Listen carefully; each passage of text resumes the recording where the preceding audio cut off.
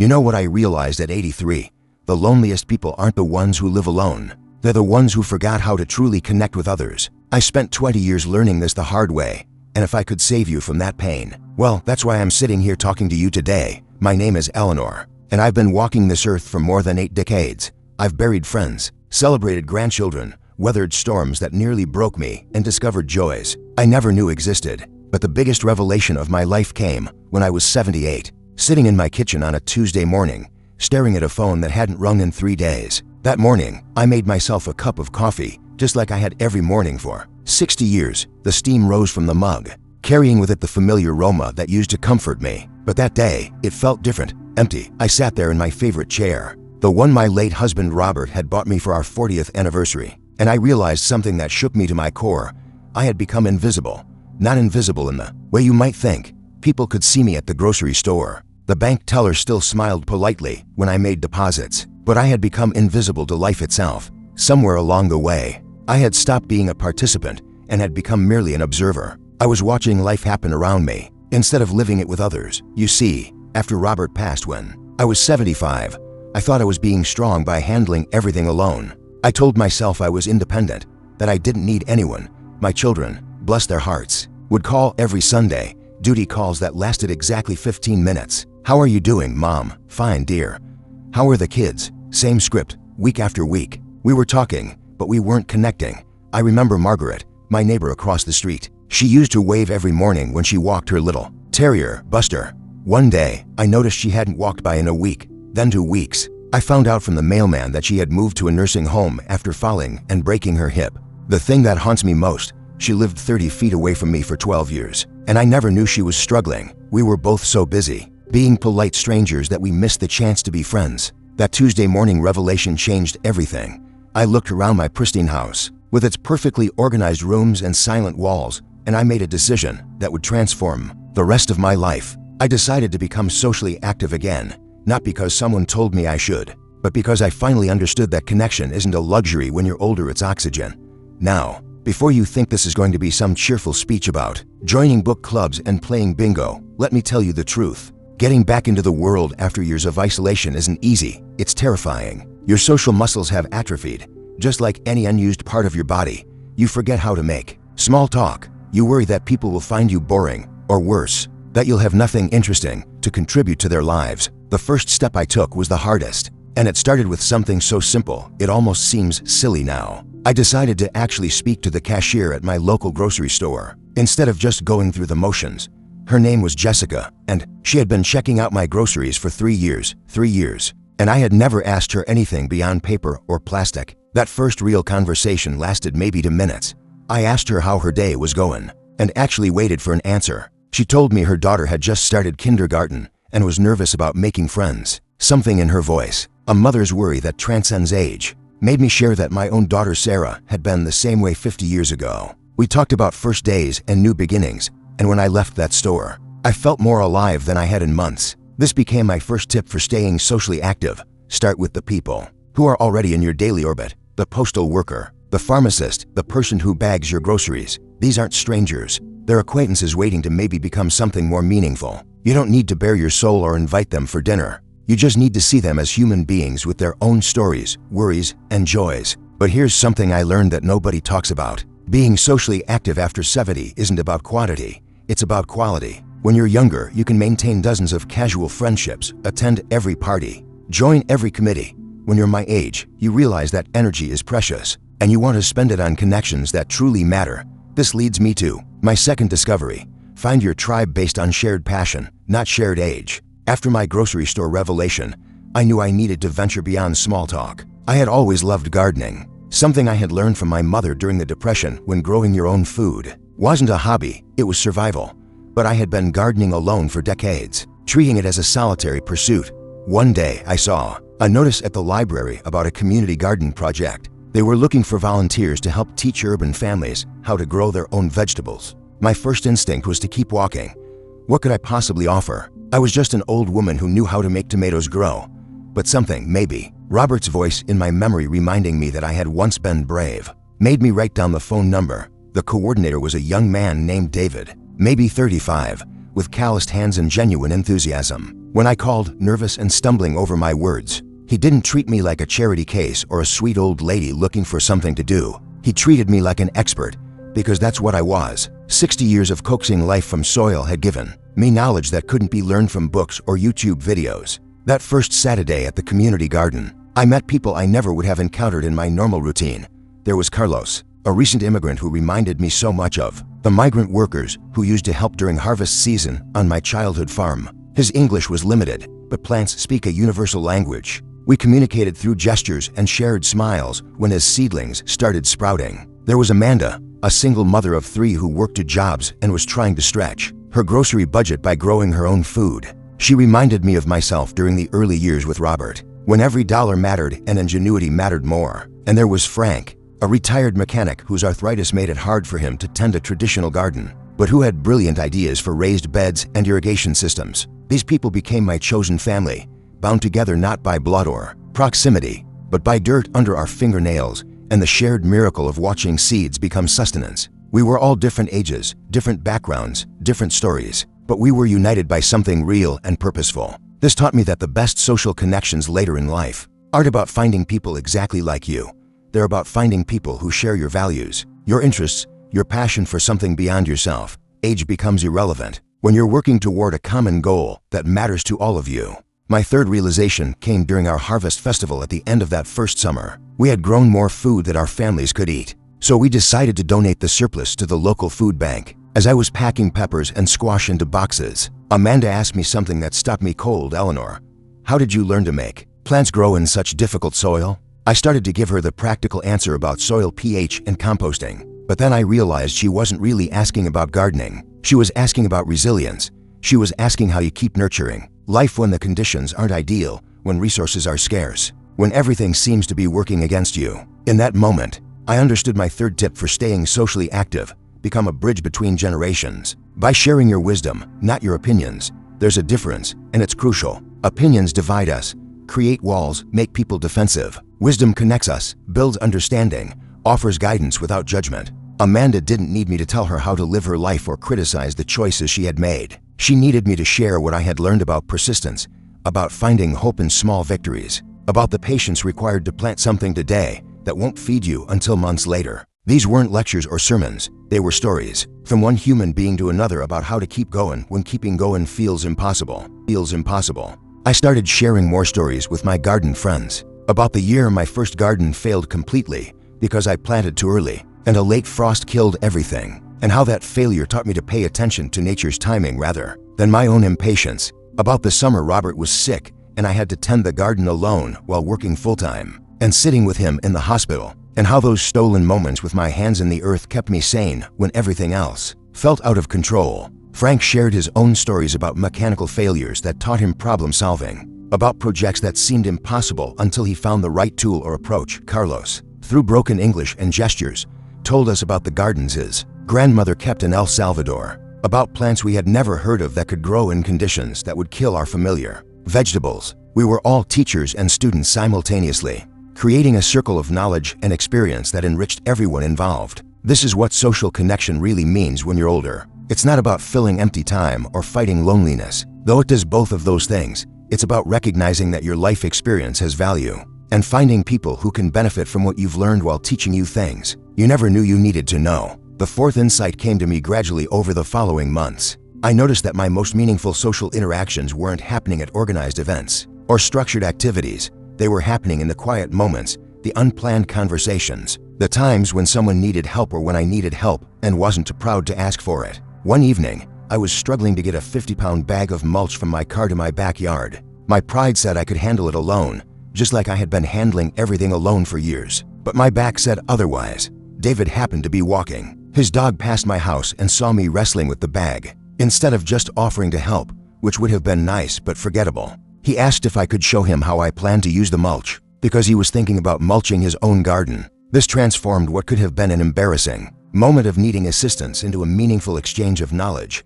He helped me move the mulch, and I taught him about different types of mulch and how they affect soil temperature and moisture. We ended up sitting on my porch for an hour, talking about gardens and grandchildren and the strange ways life surprises us. This became my fourth tip: make yourself useful, but also make yourself available for help.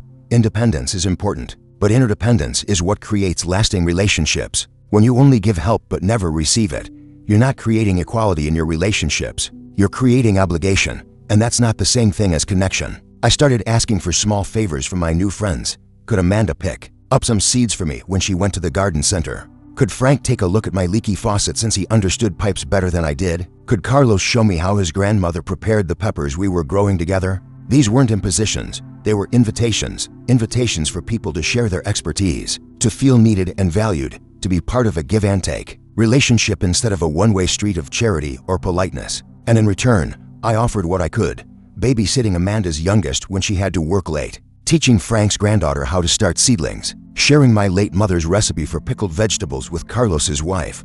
The beautiful thing about these exchanges was that they created natural reasons to stay in touch, to check on each other, to be part of each other's lives in small but meaningful ways. Social connection doesn't require grand gestures or dramatic declarations of friendship. Sometimes it just requires asking someone to help you open a stubborn jar, and then remembering to ask about their daughter's piano recital the next time you see them. But perhaps the most important lesson came during my 3rd year in the community garden, when I faced a crisis that tested everything I had learned about staying socially active. I was diagnosed with a mild heart condition that required surgery. Nothing life-threatening, the doctors assured me, but serious enough to keep me out of the garden for most of the summer while I recovered. My old instincts kicked in immediately. I would handle this alone, I told myself. I wouldn't burden anyone with my problems. I would recuperate quietly and rejoin the world when I was back to full strength. After all, these people had their own lives, their own problems. They didn't need to worry about an old woman's health issues. But Amanda wouldn't let me disappear. She showed up at my door the day before my surgery with a casserole and an announcement. She had organized a rotation schedule. Someone would check on me every day, bring groceries if I needed them, drive me to follow-up appointments if my children couldn't make it. This wasn't a request. She informed me with a smile that reminded me of my own daughter at her most determined. This was what friends do for each other. I protested, of course. I told her it wasn't necessary, that I didn't want to be a burden, that I could manage fine on my own. She looked at me with those young mother eyes that see right through pretense and said something I'll never forget. Eleanor, you taught me that gardens grow best when plants support each other. Some seasons you're the strong plant providing shade and nutrients. Some seasons you're the plant that needs support to keep growing. This is your season to let us hold you up. That summer of recovery taught me my 5th and final tip for staying socially active. Let people love you, especially when you feel least lovable. When you're weak, when you're scared, when you're not at your best, when you feel like you have nothing to offer. That's exactly when true social connections prove their worth. David brought me books from the library and stayed to discuss them. Frank installed grab bars in my bathroom without being asked, claiming his wife had been after him to practice his handyman skills. Carlos's wife, Maria, brought me homemade soup every Tuesday, and we developed our own language of Spanish and English mixed together that somehow communicated more than either language alone. These people didn't help me because they pitied me or because they felt obligated. They helped me because over the past few years, we had built something real together. We had shared work and laughter and frustration and triumph. We had created the kind of relationships that don't disappear when life gets complicated. During those months of recovery, when I couldn't contribute physically to our garden, I found other ways to stay connected. I researched new varieties of vegetables we might try the following season. I organized our seed collection and created a planting calendar based on 3 years of notes about what worked and what didn't. I called other gardeners in the community and connected them with our group when they had questions or problems. In other words, I learned that staying socially active doesn't always mean being physically present or constantly entertaining others. Sometimes it means being the person who remembers birthdays, who makes phone calls to check on friends, who shares information and resources, who listens when someone needs to talk. By the time I was cleared to return to full activity, I realized that my heart surgery had actually strengthened more than just my cardiovascular system. It had strengthened my understanding of what true social connection means. It's not about always being strong or always being useful or always being cheerful. It's about being consistently present, consistently honest, and consistently willing to both give and receive care. Now, at 83, when people ask me about staying socially active in later life, I tell them it's not about fighting loneliness, though it certainly helps with that. It's not about staying busy, though meaningful activity is important. It's about recognizing that human beings are social creatures at every age, and that isolation isn't natural or necessary or noble. The 5 things I've learned can be summarized simply, but living them requires daily intention and occasional courage. First, start where you are with the people who are already in your life. even if those connections seem superficial at first. The cashier, the neighbor, the postal worker, they're all potential sources of meaningful interaction if you approach them as fellow human beings, rather than just functional parts of your routine. Second, find your tribe based on shared interests and values rather than shared demographics. Age becomes irrelevant when you're working together towards something that matters to all of you. Whether it's gardening or volunteering or learning new skills or advocating for causes you believe in, purposeful activity creates the strongest social bonds. Third, become a bridge between generations by sharing your wisdom generously, but without judgment. Your experiences have value, but only if you share them as stories and insights rather than lectures and criticism. Listen as much as you speak, and remember that everyone has something to teach you, regardless of their age. Fourth, practice both giving and receiving help. True social connections require interdependence, not just independence or dependence. Be useful when you can, but also be willing to accept assistance when you need it. This creates equality in relationships and gives everyone a chance to feel valuable and valued. Fifth, and perhaps most importantly, let people love you even when you feel least worthy of love. When you're struggling, when you're not at your best, when you feel like you have nothing to offer, that's exactly when genuine relationships prove their strength. Don't hide from the people who care about you during difficult times. Let them support you the same way you would support them. These aren't revolutionary concepts, but they're easily forgotten in a world that often treats older adults as if their social needs are less important or less urgent than those of younger people. The truth is, social connection becomes more crucial as we age, not less. We have fewer opportunities for casual interaction, fewer built-in social structures like workplaces and school communities, and often fewer family members living nearby. But we also have advantages that younger people don't have. We have perspective that comes from having lived through many different seasons of life. We have time that's not consumed by building careers or raising young children. We have the freedom to choose our social connections based on genuine compatibility, rather than circumstance or obligation. Most importantly, we have the wisdom to understand that relationships require investment, but that the returns on that investment compound over time. The effort you put into building genuine connections today will pay dividends for years to come, not just in terms of having people to talk to, but in terms of having people who truly know you and care about your well-being. As I sit here today, looking back on the past 8 years since that lonely Tuesday morning revelation, I'm struck by how different my life looks now. My phone rings regularly, but not with duty calls or business transactions. It rings with invitations and check-ins and shared excitement about garden successes or concerns about mutual friends. My calendar has activities I look forward to rather than obligations I endure. My kitchen table, which used to be a solitary place for reading the newspaper over coffee, now hosts regular conversations with friends who drop by to share news or ask advice or simply enjoy each other's company. My house, which had become a perfectly organized but emotionally sterile museum of my past life, now shows signs of ongoing living. Extra coffee cups in the sink from unexpected visitors, reading glasses left behind by friends who stayed late, talking, small gifts and shared photographs that remind me daily of the connections I've built. But the most important change isn't in my external circumstances. It's in how I see myself and my place in the world. I'm no longer an observer watching life happen around me. I'm a participant, sometimes leading, sometimes following, always engaged with the people and activities that give my days meaning and purpose. This transformation didn't happen overnight, and it wasn't always easy. There were awkward conversations and failed attempts at connection. There were times when I felt too tired or too discouraged to make the effort.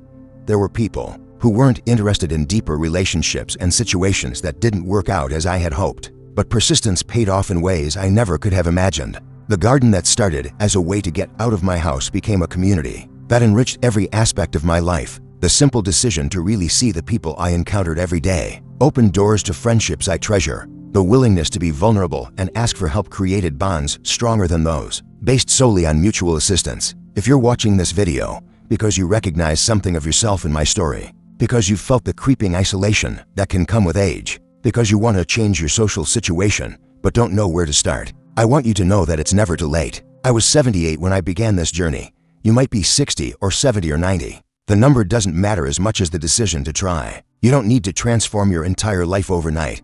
You don't need to become a social butterfly or join dozens of organizations or host elaborate parties. You just need to start seeing the people around you as potential connections rather than strangers or obstacles. You need to be willing to invest a little time and emotional energy in getting to know them. As human beings with their own stories and struggles and joys, you need to find at least one activity or cause or interest that gets you out of your house and working alongside other people towards something meaningful. It doesn't have to be gardening. It could be volunteering at a library or animal shelter, joining a hiking group or book club, learning a new skill like photography or woodworking, participating in political or community activism, helping with religious or charitable organizations.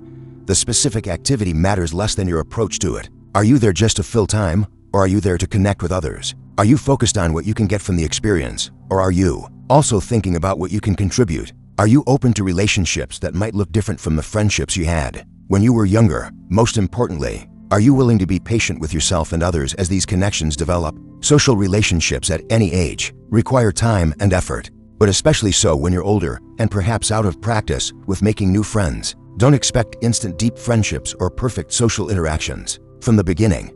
What you can expect, if you approach this with genuine intention and reasonable persistence, is a gradual enrichment of your daily life. More interesting conversations, more reasons to look forward to tomorrow, more people who notice if you're having a difficult day, more opportunities to be helpful and feel needed, more laughter and shared experiences and mutual support.